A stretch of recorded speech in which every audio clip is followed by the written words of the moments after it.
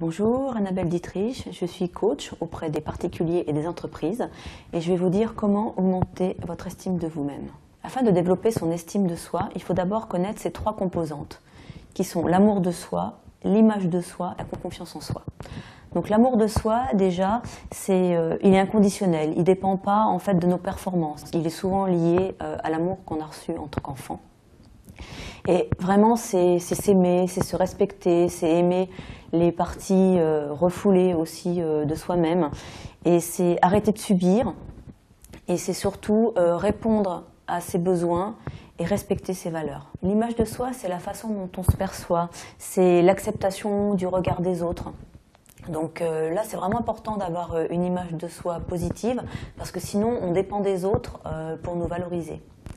Et enfin, donc, la confiance en soi. Donc, la confiance en soi est plus liée à nos croyances sur la vie et sur nous-mêmes, qui sont souvent également léguées par nos parents. Donc, la confiance en soi, en fait, elle est boostée par nos petits succès de la vie quotidienne.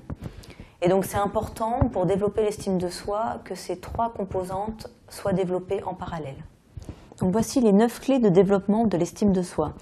Tout d'abord, il faut se connaître, c'est-à-dire il faut connaître ses besoins et ses valeurs. Donc les besoins, en fait, c'est un élément qui est source de survie, de plaisir et de motivation. Et les valeurs, c'est ce que vraiment je suis en profondeur, c'est ce à quoi je crois. Et quand je vis en accord avec mes valeurs, je me réalise. La deuxième clé, c'est s'accepter tel que vous êtes. Accepter ses limites, accepter ses émotions négatives et même accepter les parties qu'on refoule du fait des apparences. Donc mon conseil, c'est soyez vrai, parce que de toute façon, sur le long terme, sinon vous n'allez pas tenir. Également, soyez honnête avec vous-même, parce qu'on ne peut pas changer ce dont on n'a pas conscience. Une autre clé, c'est faire taire ces critiques intérieures qui viennent souvent du discours parental. En fait, il faut travailler sur nos croyances. Alors nos croyances, c'est ce qu'on pense vrai sur nous et sur la vie en général. Et ce que vous croyez, en fait, vous le créez. Donc par exemple, si vous pensez que vous êtes malchanceux, vous allez l'être, parce que votre inconscient va tout faire pour que vous le soyez. Donc il faut vraiment prendre conscience de tout ce que nos croyances nous empêchent de faire et d'être, et donc réagissez par rapport à ça. Également, accepter l'échec, parce qu'on apprend souvent plus de nos échecs que de nos réussites, même si sur le moment c'est difficile à vivre.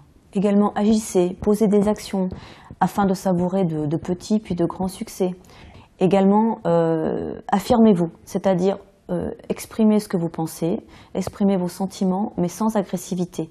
Donc pour ce faire, vous pouvez utiliser la communication non violente, dont je parle dans une autre minute facile. Également, soyez empathique, c'est-à-dire écoutez et respectez l'autre, afin que l'autre fasse de même pour vous. La dernière clé, c'est appuyez-vous sur vos cercles amicaux et familiaux, parce qu'on a vraiment besoin de satisfaire nos deux besoins fondamentaux, qui sont de se sentir compétent et aimé. Et donc pour développer ces 9 clés de la confiance en soi, il faut également être autonome, c'est-à-dire se sentir responsable de ce qui nous arrive, même si ce n'est pas nous à la base qui avons créé le problème. C'est vraiment important, parce que quand on est responsable, on est libre d'agir sur les résultats.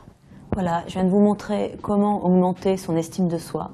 Donc maintenant, estimez-vous, et les autres vous estimeront aussi.